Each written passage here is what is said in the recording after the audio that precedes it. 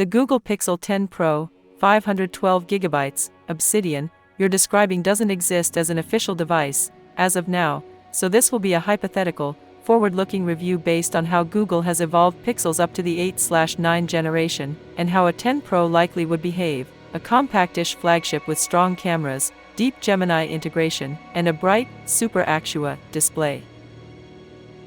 I'll treat it as if it's a real phone and review it on those terms, then list clear positives and negatives at the end. Design and build.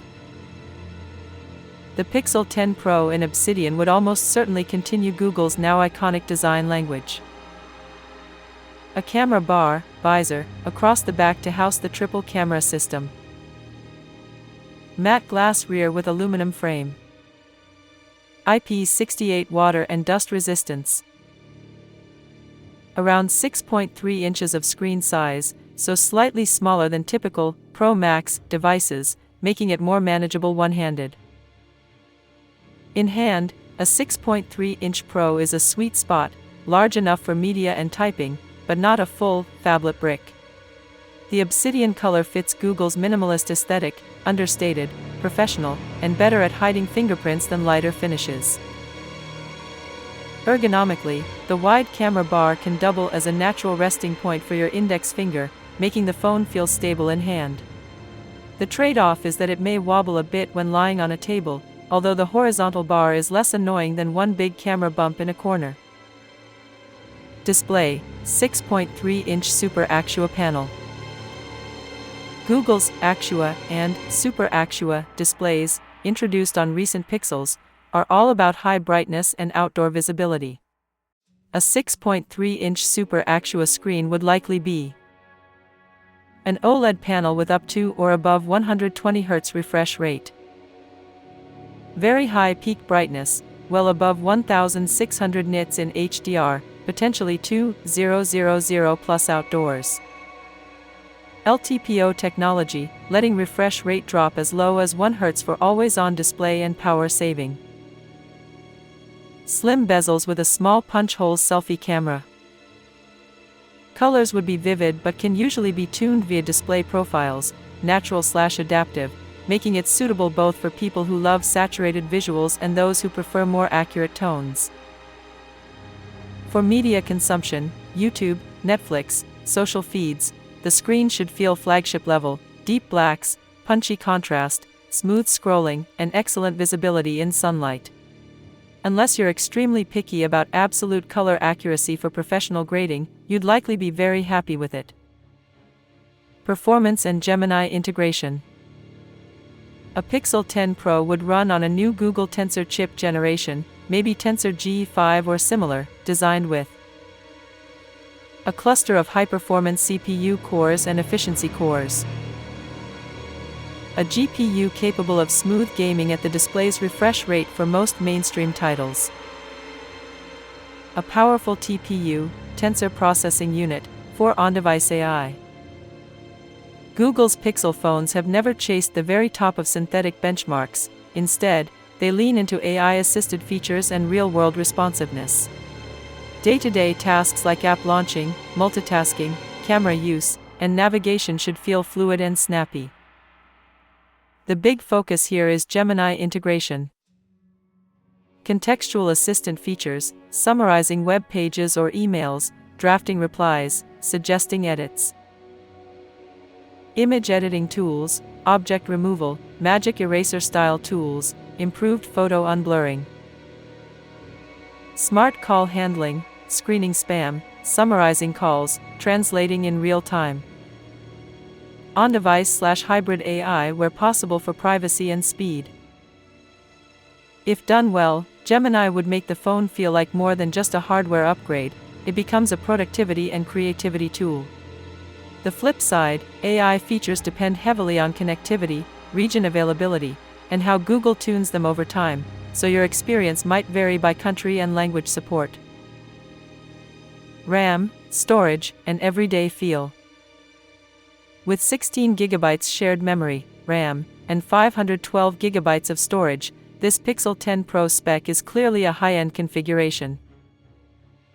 16 GB RAM would make multitasking extremely comfortable, multiple heavy apps, social media, browser, maps, camera, productivity apps, staying alive without frequent reloads.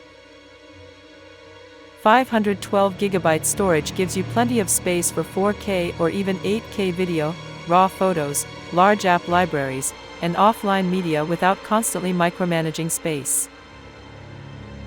Android on Pixels is generally well optimized, and with this hardware, you'd likely enjoy a very smooth experience for at least 3 to 4 years, especially if Google continues its long OS Plus security update promises. Cameras, triple rear system. Pixel phones are known for their camera quality, often punching above their sensor specs thanks to computational photography.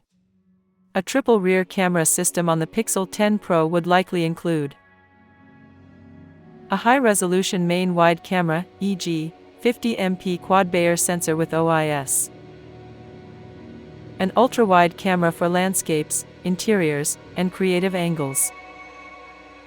A telephoto camera, e.g., 5x periscope, for zoom without losing detail.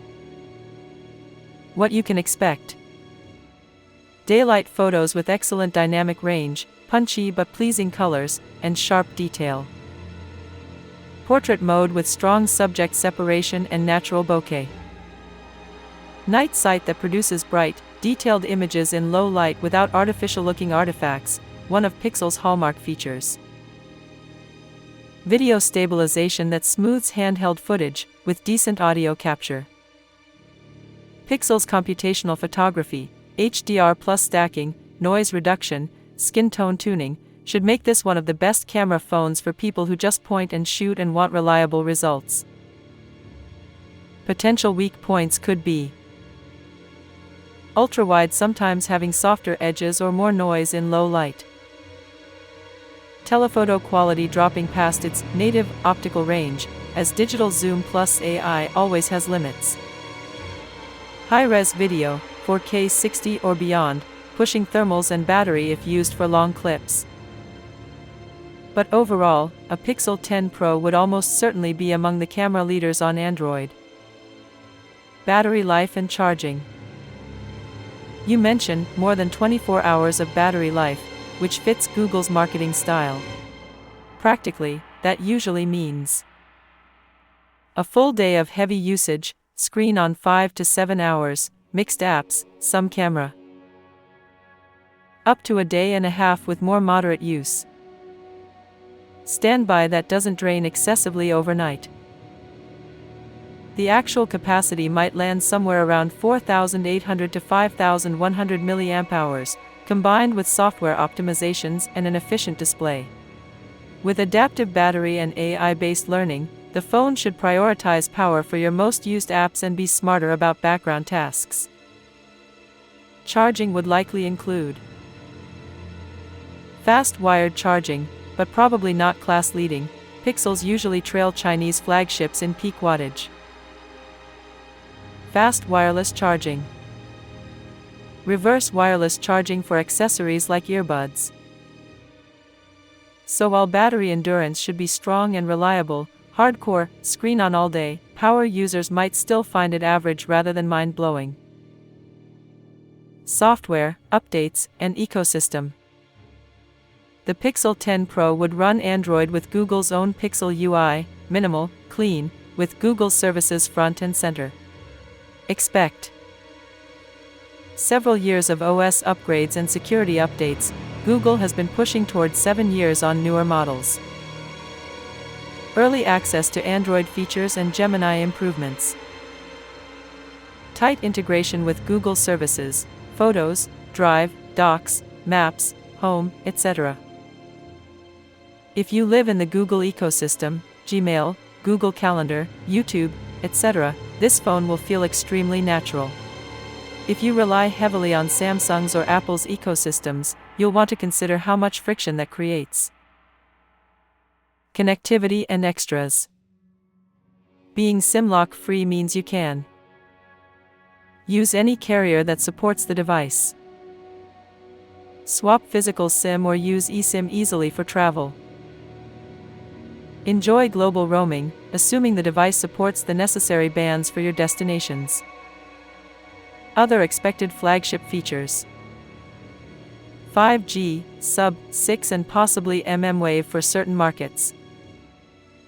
Wi-Fi 6E or Wi-Fi 7, Bluetooth 5.x. In-display fingerprint sensor plus face unlock. Stereo speakers, haptics tuned for crisp feedback. NFC for Google Pay. Nothing wildly exotic, but the full modern connectivity package. Positive points of the Google Pixel 10 Pro Android smartphone without SIM lock, with Gemini, triple rear camera system, more than 24 hours of battery life and 6.3-inch Super AQUA display, Obsidian, 512 GB. Excellent camera system, triple rear cameras plus Google's computational photography likely deliver top-tier photos in nearly every condition. Bright, smooth 6.3-inch Super AQUA display, high refresh OLED with strong outdoor visibility, great for media and everyday use. Tight Gemini integration, AI-assisted features for text, images, calls, and productivity could significantly enhance day-to-day usability. Generous 16 GB RAM and 512 GB storage, plenty of headroom for multitasking, gaming, and large media libraries without constant space management.